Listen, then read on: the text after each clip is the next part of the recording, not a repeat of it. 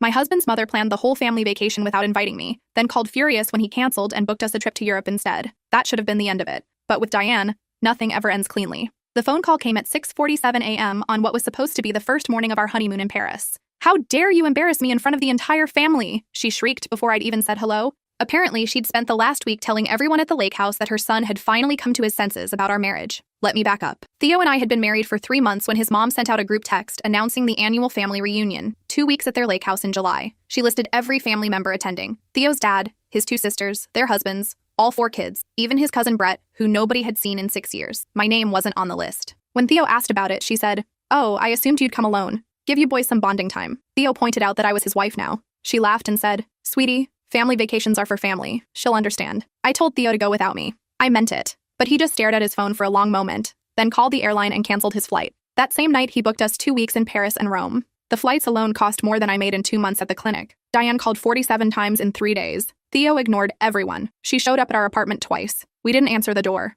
Her final voicemail said, "You're choosing that woman over your own mother." So there we were in Paris, eating croissants in our tiny hotel room at dawn because his mother had somehow gotten our international number. Theo's face had gone pale. "Mom, we're not having this conversation," he said quietly. But she wasn't done. She informed us that she'd told everyone the truth, that I'd manipulated Theo into abandoning his family, that I was isolating him, that his dad was heartbroken. Theo hung up. We spent the rest of the day pretending everything was fine, but I could see him checking his phone constantly. That night, his sister Violet called. "You need to fix this," she said. "Mom's been crying for days. Dad's barely speaking. You're tearing this family apart over a stupid vacation." We came home early, not because of the guilt trips, but because Theo couldn't enjoy anything with his phone exploding every 20 minutes. The moment we landed, Diane announced a family dinner to welcome us back and clear the air. Mandatory attendance. When we arrived at his parents' house, the entire extended family was there, all of them staring at me like I'd personally canceled Christmas. Diane stood at the head of the table and smiled. "Now that everyone's here, I have an announcement." She reached into her purse and pulled out a manila envelope. "Since you two missed family vacation, I thought we should discuss your future family vacations. I've prepared some guidelines."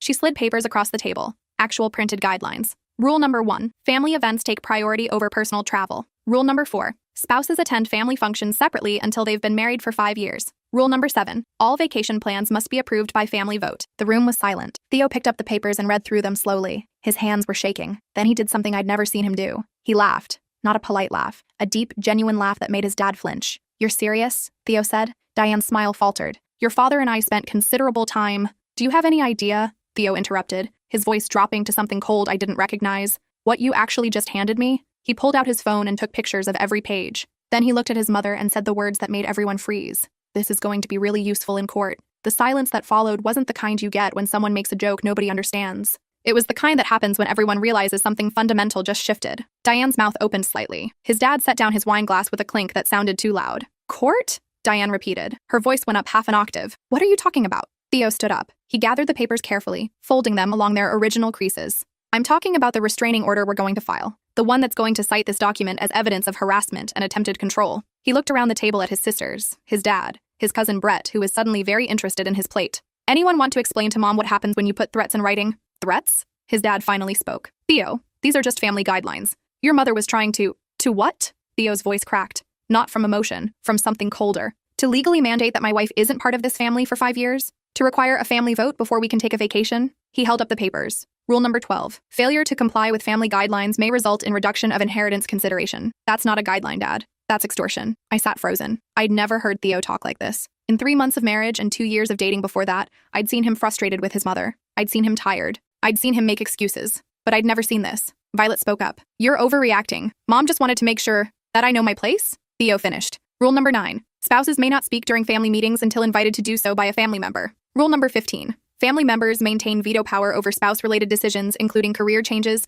major purchases, and residential moves. He laughed again, that same hollow sound. "Tell me, Violet, when Greg wanted to take that job in Seattle, did you need permission from this table?" Violet went red. "That's different." "Why? Because Greg's a man? Or because Mom likes him? Because Greg respects this family." Diane cut in. Her voice had gone from shocked to sharp. "He understands that family comes first. He doesn't encourage my children to cut me out of their lives." "I haven't cut you out," Theo said quietly. "You cut yourself out when you decided my wife wasn't welcome at your lake house. You doubled down when you spent our honeymoon calling to tell me what a terrible son I am, and you tripled down when you typed up a legally questionable document designed to punish me for choosing my wife over your need for control." "I raised you better than this," Diane said. Tears were forming in her eyes. Real ones, I thought. "I gave you everything, and this is how you repay me? You did raise me better than this." Theo's voice dropped even lower. You raised me to stand up for the people I love, to protect them when they're being treated unfairly, to recognize manipulation when I see it. So thank you, Mom. You raised me exactly right. He turned to me. We're leaving. I stood up on shaky legs. Nobody else moved. As we walked toward the door, Diane called out,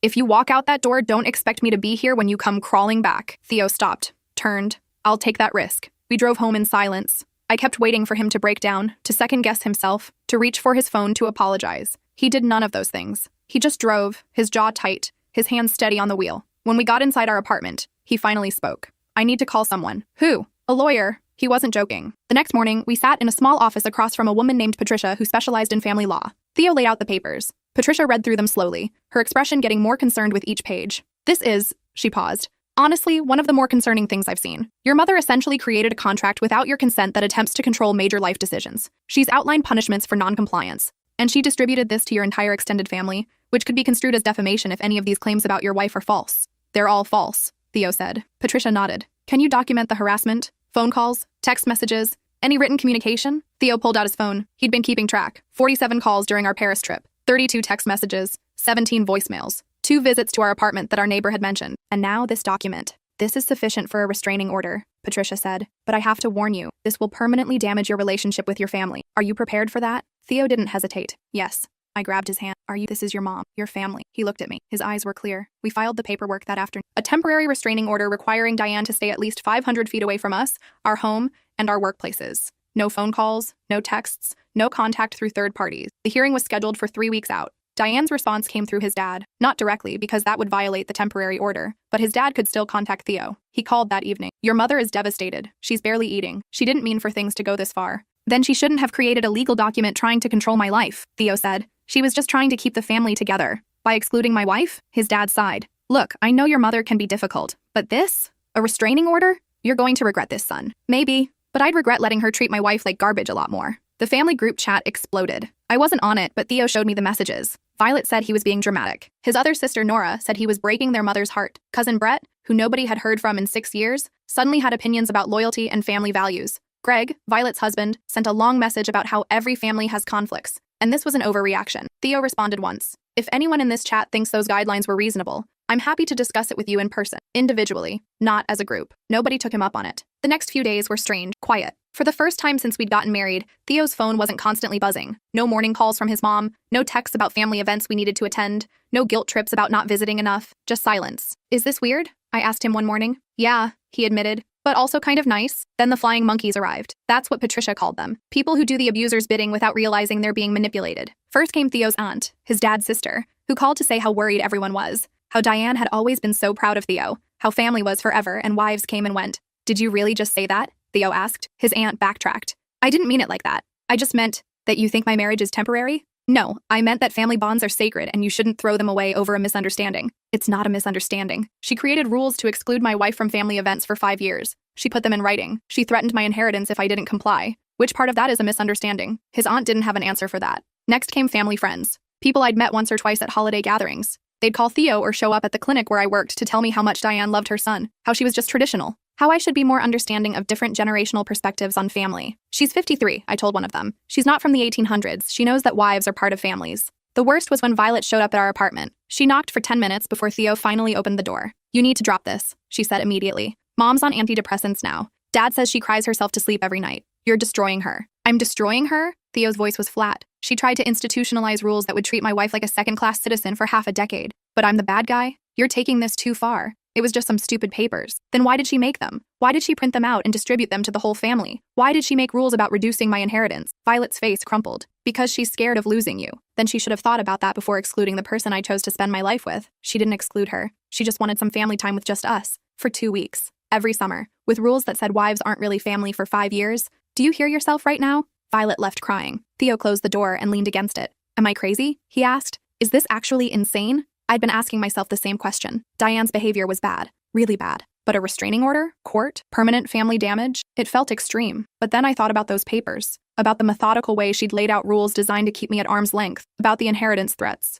About spending our honeymoon fielding her screaming phone calls. "No," I said. "You're not crazy." The hearing arrived. We sat in a courtroom that smelled like floor polish and anxiety. Patricia sat between us with her neat stack of documents. Across the aisle, Diane sat with her lawyer, a man in a suit that probably cost more than our rent. His dad sat behind them. So did Violet and Nora and their husbands. The judge was a woman in her 60s who looked like she'd seen everything and been impressed by none of it. She read through the documents slowly, the guidelines, the phone logs, the text messages, the voicemails where Diane called me a manipulator and told Theo he'd regret choosing me. Diane's lawyer spoke first. Your Honor, this is clearly a family disagreement that's been blown out of proportion. Mrs. Harlow is a loving mother who was trying to maintain family traditions. She never intended to harass anyone. The document in question was simply a conversation starter, not a legal mandate. A conversation starter? Patricia stood up. That conversation starter includes specific rules, enumerated punishments, and threats about inheritance. It was distributed to the entire extended family at a mandatory dinner, and when my clients left, Mrs. Harlow told them not to come back. These aren't the actions of someone trying to have a conversation. The judge looked at Diane. Is this accurate?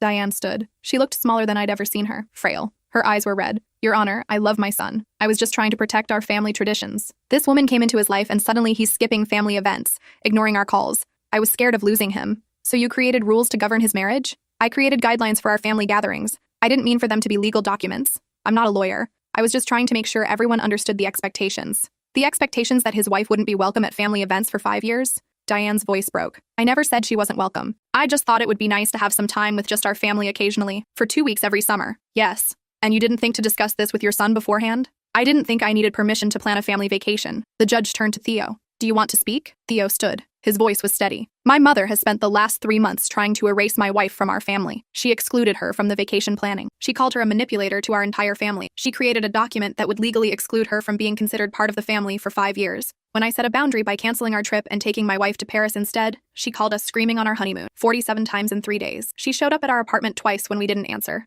And when we finally agreed to come to dinner to talk things through, she presented these guidelines like they were legally binding contracts. He paused. I don't think I'm asking for too much. I just want my mother to stay away from us until she can treat my wife with basic respect. The judge was quiet for a long moment. Then she said, Mr. Harlow, I'm going to grant your restraining order. Mrs. Harlow is to maintain a distance of 500 feet from you, your wife, your home, and your workplaces. No direct or indirect contact for a period of 6 months. At that time, we can revisit this if both parties agree to mediation. Diane made a sound like a wounded animal. His dad put his arm around her. The judge continued, Mrs. Harlow, I'm going to be direct with you. What you did was inappropriate. You created rules designed to punish your son for choosing his wife. You harassed them during their honeymoon, and you tried to use family pressure and financial threats to control their behavior. That's not love. That's control. I suggest you use these 6 months to reflect on that distinction. We left the courthouse through a side exit to avoid the family. Patricia walked us to our car. This was the right choice, she said. I know it doesn't feel like it right now, but you protected yourselves and set a clear boundary. That matters. Theo nodded. He looked exhausted. The fallout was immediate.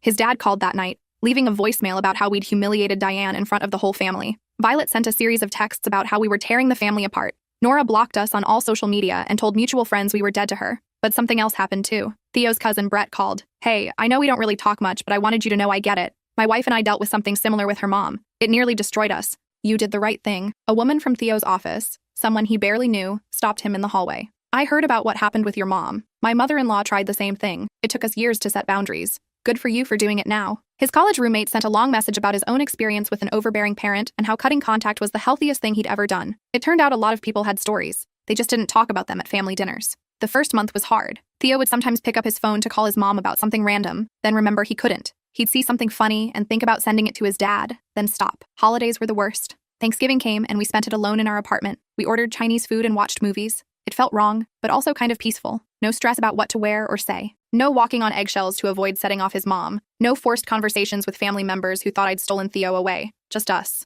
And honestly, after years of tense family gatherings, it was relief. Christmas was harder. Theo's birthday had always been a big family thing. His mom would make his favorite cake. Everyone would gather and tell embarrassing stories. This year, we went to dinner at a quiet restaurant. Just the two of us. Theo was quiet all night. I miss them, he admitted on the drive home. I know. But I can't go back. Not unless things change. I know that too. In February, Theo got a letter. Not from his mom. That would violate the restraining order. From his dad. Written on actual paper in his dad's messy handwriting. It said, Son, I've spent the last few months thinking about everything that happened. Your mother's been going to therapy. So have I. We're trying to understand where things went wrong. I can't speak for your mother, and I'm not asking you to forgive her, but I want you to know that I'm sorry. I saw what she was doing, and I didn't stop it. I told myself she was just being a concerned mother, but you were right. Those guidelines were wrong. The way she treated your wife was wrong. The way I enabled it was wrong. I don't know if you'll ever want to have a relationship with us again. I wouldn't blame you if you didn't. But I wanted you to know that I see it now, and I'm sorry. Theo read the letter 3 times. Then he folded it carefully and put it in his desk drawer. I'm not ready, he said. That's okay, but maybe someday.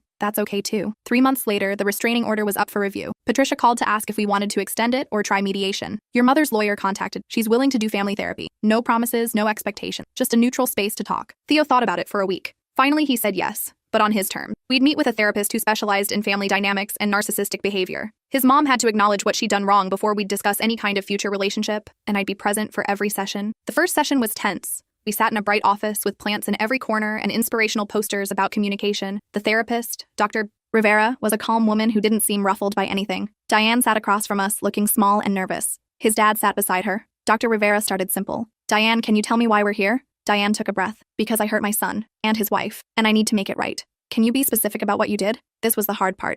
Diane's face worked for a moment. I could see her wanting to deflect, to explain, to justify. But finally, she said, I tried to exclude his wife from our family. I made rules that would have kept her at arm's length for years. I called them during their honeymoon to guilt trip them. I tried to use family pressure and financial threats to control their behavior. Her voice broke. I was so scared of losing him that I did exactly the thing that pushed him away. Why were you scared of losing him? Because he changed when he met her. He started saying no to family events. He moved out of our neighborhood. He stopped calling as much. Diane looked at me for the first time. I blamed you. I thought you were taking him away from us. But the truth is, he was just growing up, and I didn't know how to handle that. Dr. Rivera turned to Theo. What do you need from your mother? Theo's voice was steady. I need her to understand that my wife is my family now. Not instead of them, but equal to them. I need her to treat my wife with the same respect she'd treat Violet's husband or Nora's husband. No different rules, no separate standards. I need her to apologize not just to me, but to my wife. And I need to know that if we have kids someday, she won't try to push my wife out again. Diane nodded slowly. Then she turned to me. I'm sorry. I was cruel to you. I made you feel unwelcome in our family. I said terrible things about you to people you'd have to see at family gatherings. I tried to convince my son that you were manipulating him, when really I was the one trying to manipulate everyone. Tears were streaming down her face.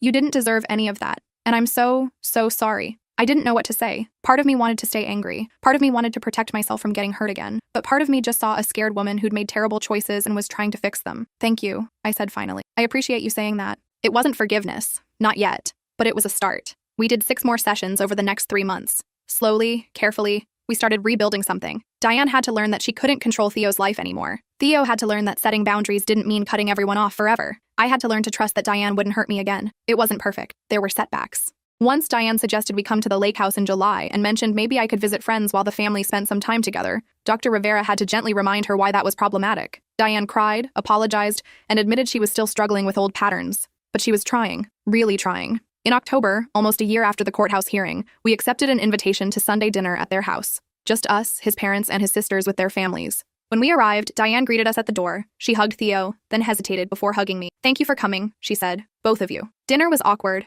Everyone was trying too hard to be normal, but nobody made comments about how we'd missed the lake house again this year. Nobody questioned our vacation plans. Nobody treated me like I was on probation. We were just another couple at a family dinner. As we were leaving, Violet pulled me aside. I owe you an apology, she said quietly. I didn't understand what you were going through. I thought you were overreacting. But Mom's been in therapy and she's talked about some of the stuff she did. I didn't see it when it was happening, but I see it now. I'm sorry I didn't support you. Thank you, I said. That means a lot. On the drive home, Theo was quiet. Finally, he said, do you think we'll ever be normal? I don't know. Maybe normal isn't the goal. What is the goal then? I thought about it. Honest. The goal is to be honest. To not pretend things are fine when they're not. To not sweep stuff under the rug because it's uncomfortable. I can live with honest, Theo said. 2 years later, Diane still goes to therapy. So do we, occasionally, when things feel tense. We spend some holidays with Theo's family, and some alone. Sometimes his mom slips up, makes a comment that suggests she still sees me as temporary or less than. When that happens, Theo calls it out immediately. And Diane apologizes. It's not perfect. It's probably not even what most people would call good. But it's real. And after everything we went through, real feels like enough. Last month, Diane asked if she could take us out to dinner for our anniversary.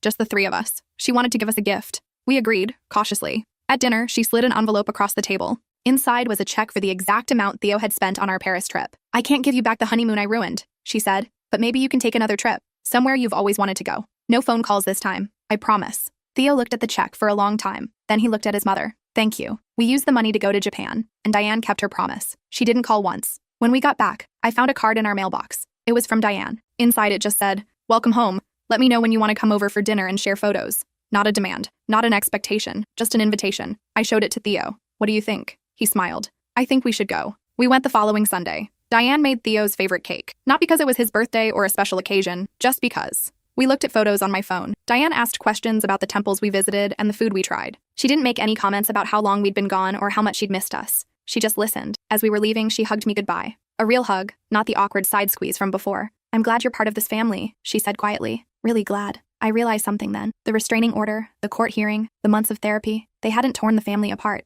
They'd given us the space to build something healthier. Something based on respect instead of obligation. Choice instead of guilt. Diane would never be the mother-in-law who felt like a second mom. That ship had sailed. But she could be someone I respected. Someone I trusted to treat me fairly. Someone who was working on herself even when it was hard. That was more than enough. Now, 3 years after that family dinner with the guidelines, I'm sitting in a hospital room. Theo's holding my hand. His parents are in the waiting room along with his sisters. We're about to become parents ourselves, and I'm not worried about Diane trying to take over or push me aside. Well, maybe a little worried. Old habits die hard, but I know if she oversteps, Theo will handle it. We've proven we can set boundaries. We've proven we can walk away if we need to. That knowledge makes it easier to let people back in. The nurse tells me it's almost time. Theo squeezes my hand. Ready? He asks. As ready as I'll ever be. 3 hours later, we're holding our daughter. She's tiny and red and perfect. When the family comes in to meet her, Diane hangs back, waiting to be invited forward. I gesture her closer. She looks at the baby with tears streaming down her face. She's beautiful, Diane whispers. Do you want to hold her? I ask. Diane's eyes go wide. Are you sure? Yeah, I'm sure. As Diane cradles our daughter, I catch Theo's eye. He mouths, thank you. I shake my head. This isn't about being generous or forgiving. This is about our daughter deserving to know her grandmother.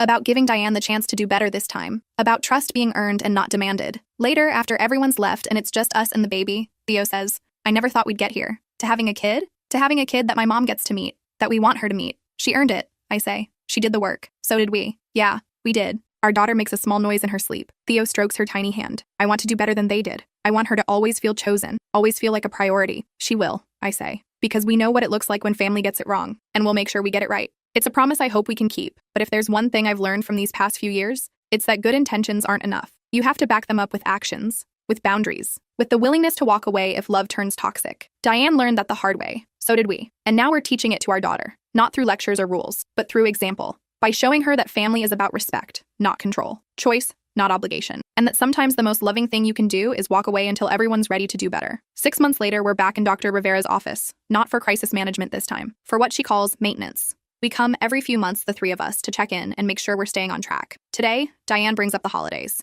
I wanted to float an idea, she says carefully. What if we started a new tradition? Instead of always doing things at our house with the whole family, what if we rotated? Your house one year, Violet's the next, then Nora's, then back to us. I can see what she's doing. She's giving up control, spreading it out, making everyone feel equal. I think that's a great idea, Theo says. But, Diane continues, I need to know if there are other things I'm doing that make you uncomfortable. I can't fix what I don't know about. This is new. The old Diane would have defended herself, explained her intentions, made excuses. This Diane is asking for feedback. Theo thinks for a moment. Sometimes you still make comments about how much time we spend at my wife's parents' house, like we're keeping score. Diane nods slowly. You're right. I do that. I don't mean to, but I catch myself doing the math. Thanksgiving with them, Christmas Eve with us, Easter with them, like it has to be perfectly equal, or I'm losing. You're not losing, I say. We love you both. We're just splitting our time. I know that intellectually, but emotionally, Diane shakes her head. I'm still working on it. Thank you for telling me. I'll be more aware. Dr. Rivera smiles. This is exactly the kind of communication that builds healthy relationships, being able to give and receive feedback without defensiveness.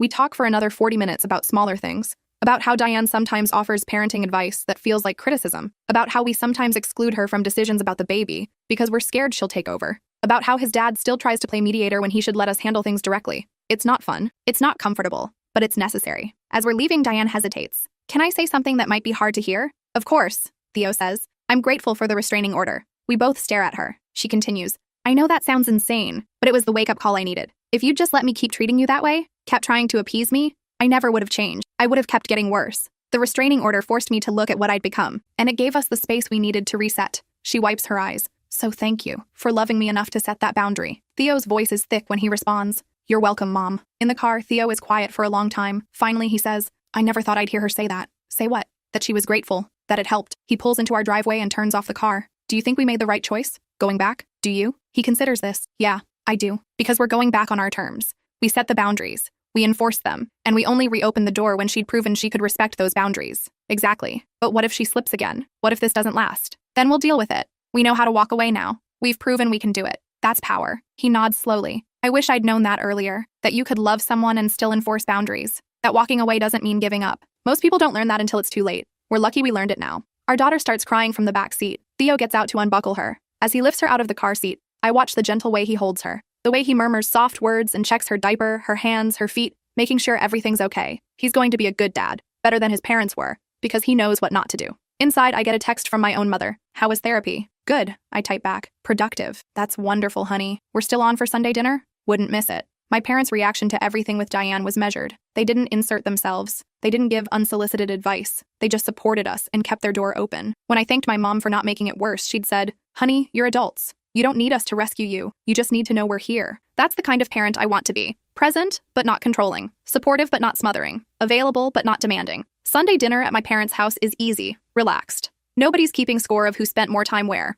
Nobody's making passive-aggressive comments about missed phone calls. We just eat and talk and laugh and play with the baby. My dad, holding his granddaughter, says, "You know, I never understood why some families make everything so complicated. You love each other. You respect each other. Everything else is just noise." Not everyone got the memo, Theo says with a smile. Clearly. My dad bounces the baby gently. But you two figured it out. That's what matters. On the drive home, Theo says, "Your family makes it look so easy. They have their own problems." I remind him, "They're just different problems." I know, but still, nobody's creating guidelines for how often we can visit or demanding we prove our loyalty. Your family's getting there, I say. It just took longer. 3 years and a restraining order longer, he says wryly. However long it takes. That night, after we've put the baby down, Theo pulls out his phone. He shows me a text from Violet. Mom wants to plan a family photo session. Professional photographer, everyone dressed up. She wants to include in-laws this time. Make sure everyone's in the picture. How do you feel about that? I ask. Suspicious, he admits. But also hopeful? Is that naive? No. It's growth. We agree to the photo session. When the day comes, Diane has hired a photographer who specializes in large families.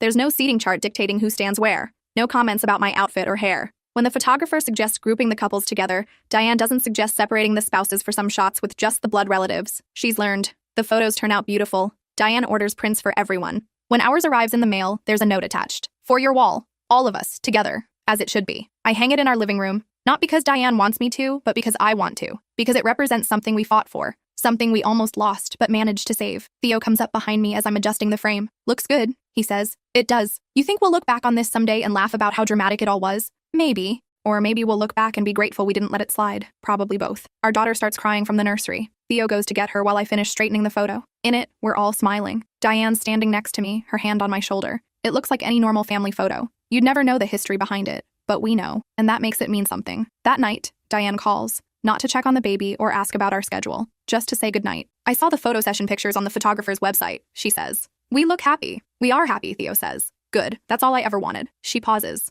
That's not true. I wanted control. I wanted things my way. But now I really do just want you to be happy. Even if that means I'm not always included. You're included, Mom. You're just not in charge. I'm learning to be okay with that. After they hang up, Theo looks at me. She's different. She is. Do you trust it? I think about this carefully. I trust that she's trying. I trust that she knows we'll walk away again if we need to. I don't trust that she's perfect or that she'll never mess up, but I trust the process. That's very diplomatic. I've had practice. We laugh. It feels good to laugh about something that used to feel so heavy. A year later, we're planning our daughter's first birthday party. Diane calls to ask if she can help. I was thinking I could make a cake. Or if you want to order one, I could handle decorations. Or nothing. I can just show up and bring a present. Whatever you need. Actually, I say, a cake would be great. If you want to. I'd love to. She sounds genuinely happy. Not manipulative or guilt-trippy. Just happy to be asked. Any flavor preferences? She's one. She'll probably just smash it. Whatever you want to make. I'll make her daddy's favorite. Start that tradition. That sounds perfect. The party is chaotic in the best way. Both sets of grandparents, Theo's sisters, and their families. A few friends from the clinic, some neighbors. Our small backyard is packed. The baby has frosting in her hair and everyone's taking pictures. I watch Diane interacting with my mother. They're laughing about something, heads bent together. A few years ago, I couldn't have imagined this. Diane viewing my mother as an equal grandmother instead of competition. Violet sidles up next to me. This is nice, she says. It is. I'm sorry I didn't see it before. What Mom was doing to you. You've apologized. It's okay. No, I mean, I'm sorry I was part of the problem. I told you to just deal with it. To not make waves. I was protecting Mom instead of acknowledging that you deserved better. She watches Diane playing with the baby. Greg and I have been in therapy too. Turns out I picked up some of Mom's habits. The need to control everything. The guilt trips when things don't go my way. That takes guts to work on. Yeah, well, I saw what it took for you and Theo to fix things. I didn't want it to get that bad for us. She squeezes my arm. Thanks for not giving up on this family. Thanks for making it worth staying. As the party winds down and people start leaving, Diane helps us clean up. She doesn't try to take over. She doesn't reorganize our kitchen or make comments about how we should have done things differently. She just helps. When we're done, she hugs us both goodbye. Thank you for including me, she says,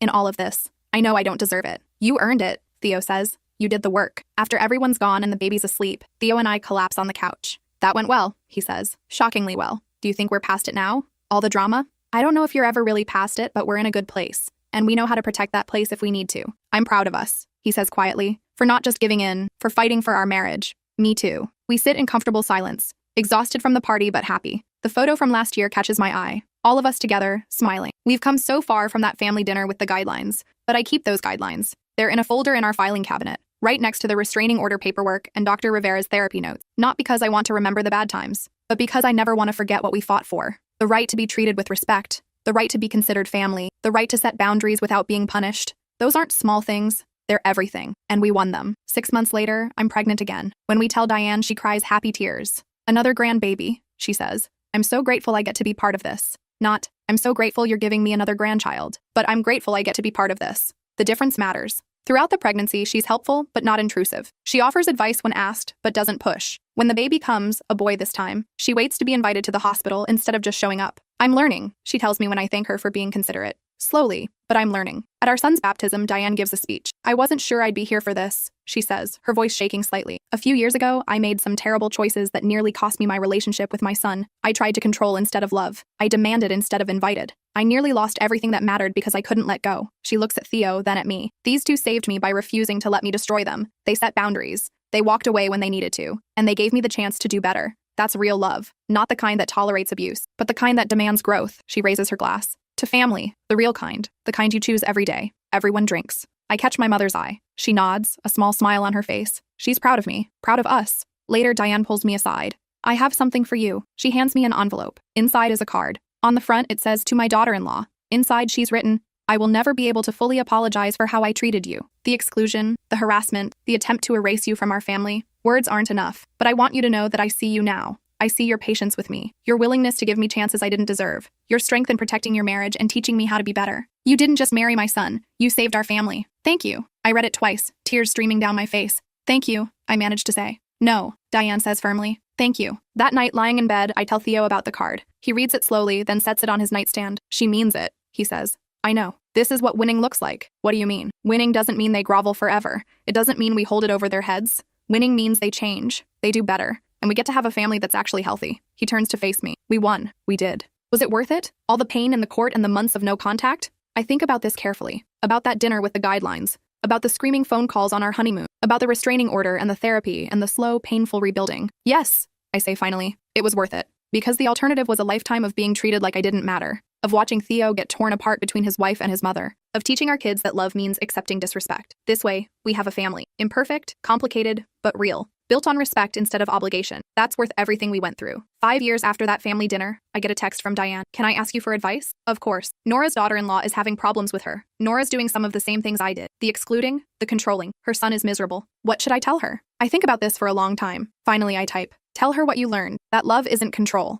That being a mother doesn't mean owning your children. That if she doesn't change, she'll lose them. And that losing them temporarily to gain them back healthily is better than keeping them in a toxic pattern. Will she listen? Probably not. People rarely do until they hit rock bottom. Can I show her your response? Yes. A few days later, Nora calls me. Diane showed me what you said about losing your kids temporarily to gain them back healthily. Did that really work? Yes. Diane seems different now, happier, even though she has less control, because she has real relationships instead of forced compliance. I don't want to lose my son, Nora says quietly. Then stop trying to control his wife, but she's taking him away from me. Is she? Or is he growing up and you're interpreting his independence as abandonment? Silence. Then, how do I fix it? Therapy. Real therapy, not just a couple sessions to say you tried. And boundaries. Let them set them. Respect them. Prove you can change. What if it's too late? Then it's too late. But trying is better than losing him forever. I hang up not knowing if she'll actually do anything. Some people can't change. Some people would rather be right than happy. But at least I tried. Theo, overhearing the conversation, says, You're good at this. At what? Giving advice. Being honest. You should write a book or something. About what?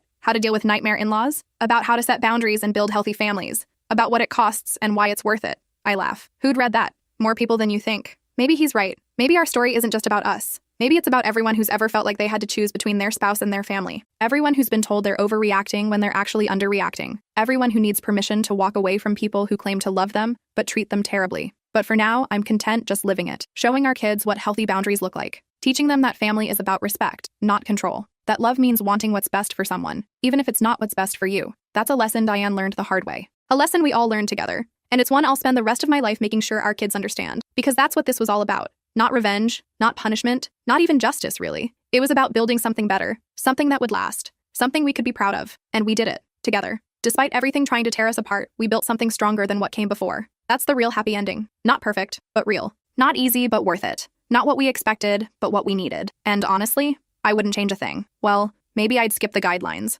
Those were ridiculous. But everything else, every painful moment that led us here, worth it. All of it.